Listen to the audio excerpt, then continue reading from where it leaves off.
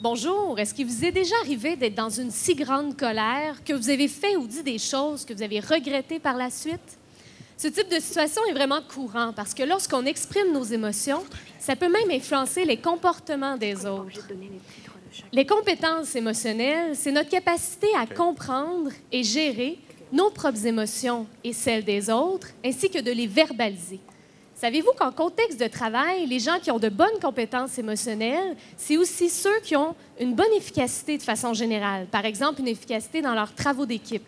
Chez les professeurs du primaire, c'est un peu le même principe. Ceux qui ont de bonnes compétences émotionnelles, c'est aussi ceux qui ont une facilité au niveau de l'éducation des enfants à l'école. Alors, qu'en est-il des éducatrices en milieu de garde? Quel est le rôle des compétences émotionnelles des éducatrices? Malheureusement, il y a très peu de recherches qui se sont intéressées au sujet. Pourtant, on sait que les enfants apprennent par imitation. Donc, on devrait s'attendre à ce qu'une éducatrice qui, par exemple, souhaite guider l'enfant dans l'expression de sa colère puisse elle-même avoir de bonnes capacités d'expression de sa propre colère, afin d'être un bon guide pour l'enfant. Donc, savez-vous de plus que le succès à l'école serait favorisé lorsque l'enfant a un bon développement émotionnel et social? Donc, dans le cadre de mon projet, plusieurs éducatrices de centres de la petite enfance des Laurentides et de la Naudière ont participé. Elles ont répondu à un questionnaire qui évaluait leurs compétences émotionnelles et un autre qui évaluait leurs pratiques éducatives lorsqu'elles répondent à un enfant qui exprime une émotion négative. Par exemple, elles devaient dire quel type d'intervention elles feraient face à un enfant qui démontre de la tristesse. J'ai aussi observé quelques-unes d'entre elles avec un outil pour lequel j'ai été formée et évaluée.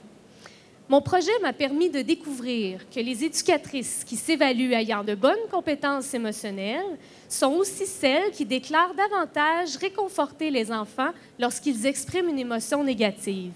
Ça démontre donc l'impact des rôles des compétences émotionnelles dans leur pratique éducative avec les enfants. Il semble important que l'on soutienne les éducatrices dans leur rôle d'aide et de guide auprès des jeunes enfants afin de bien les préparer pour l'école. Parce que nous savons que le rôle des compétences émotionnelles dans les pratiques des enfants et ultérieurement dans leur développement.